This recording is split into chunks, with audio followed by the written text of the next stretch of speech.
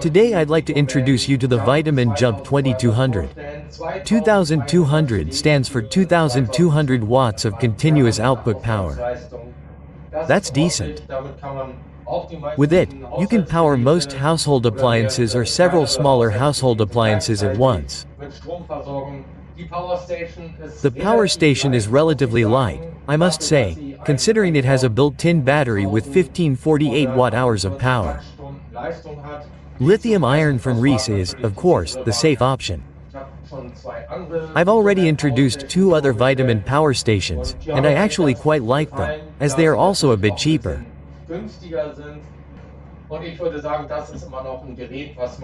And I'd say it's still a device you can easily carry, say, 100 or 200 meters without getting tired, so you can carry a lot of power with you just on foot.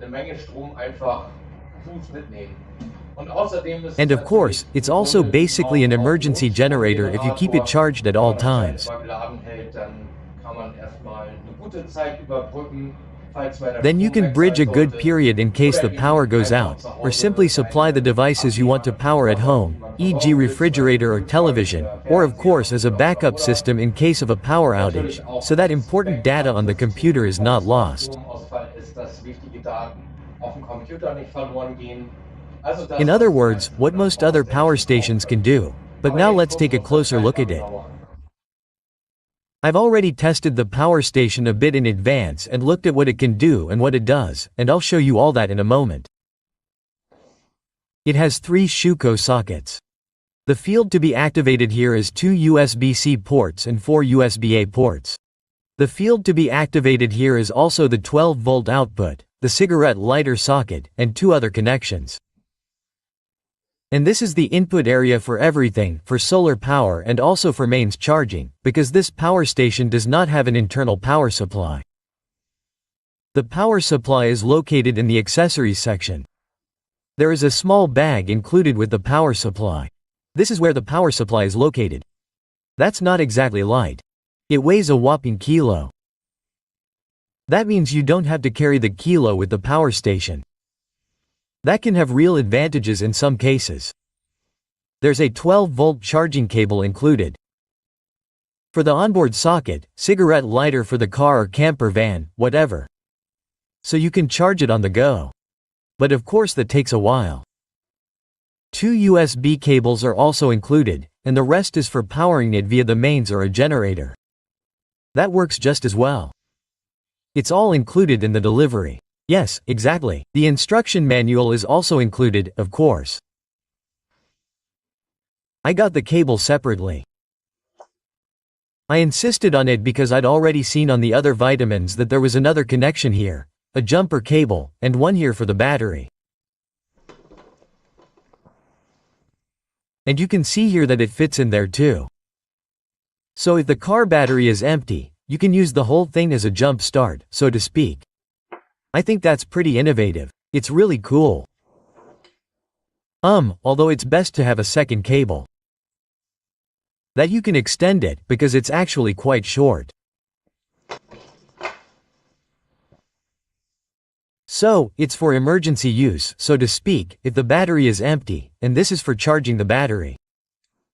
I've just done some more research. It's like this. You can connect an additional battery here. It's not for slow charging, but for an additional battery. You can buy that as an option. The special thing about the power station is that it doesn't have an ONFF button. But it doesn't matter which button you press, we can press this one or that one too. It then turns on immediately. Each button is actually quite clever, because there isn't a separate on button. What I also find very pleasant is that it doesn't have Bluetooth or anything like that. No Wi-Fi connection, you don't need an app. I mean, I don't need that with a device like this. It's really for outdoors and so on. You don't necessarily need a mobile app for that. But tastes differ. Another special feature of Vtoman. The light is on the back. Oh, very bright. Different modes, so to speak. Here are all the specs again. A foldable 220-watt solar panel is available as an option. Here are the technical details. It shouldn't be left out in the rain all the time. The vitamin LED is now a bit later in the day, but it works with solar charging. A great solar panel works well, even in the evening sun.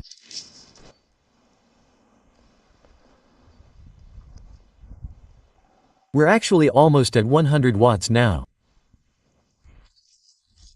The connection cables supplied for the Vtoman solar panel have an Anderson connector and a TX60 to MC4, a kind of multi-adapter. The connection is for the Vtoman. It's a kind of jack connector and a nice long connection cable that's wrapped around the handle. I actually think it's pretty good. You can clip in the MC4 contacts here. And the cable goes in here. So in total there's at least 3 meters here. We should have full sun soon. 2 weeks later. Yes, over 150 watts already. That kind of packaging seems pretty effective to me. If even light use in March produces 150 watts, the fan even starts up.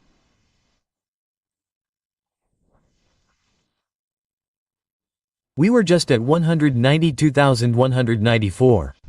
Almost full.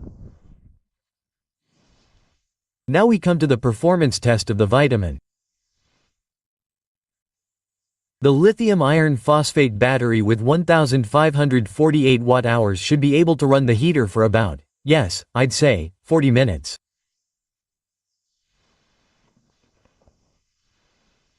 It's at 100%. AC is supplied, 1770 watts manages it without any problems. I always find it very interesting that different power stations show different power outputs from the same heater. Normally it uses 1800 or so. Here it's a bit less, but the fan is clearly audible.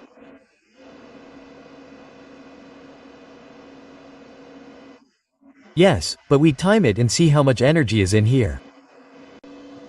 1% left, but it's been running for almost 40 minutes now. So, that's pretty good, as I estimated. Then it says low. Yes, and then it goes off. So, that's very good. 39 minutes and we'll see if it can be recharged right away. Yes, it starts charging immediately. There are 2 connections here. It doesn't matter which one you use, the upper one or the lower one. Both work. You can probably even charge it with solar in parallel, because with anything over 300 watts, it obviously takes a long time to charge. Now the fan starts up. 3%. It should take another 4.8 hours. And sometime later too. The fan doesn't turn off. With 312 watts going in. It takes some getting used to. But now we come to the overload test again. It's only 28% charged now, but that does happen when you use it. AC comes in, so I set it to level 1. We're at 884 watts.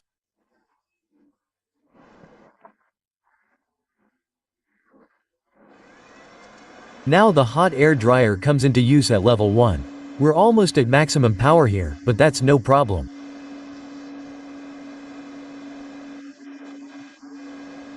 It can do it. Now let's go to level 2000.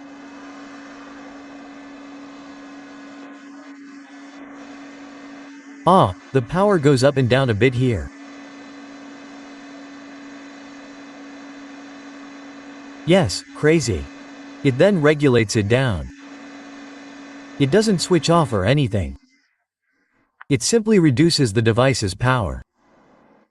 You should be careful, of course, if you have sensitive devices like computers or something like that connected. I've never tried that.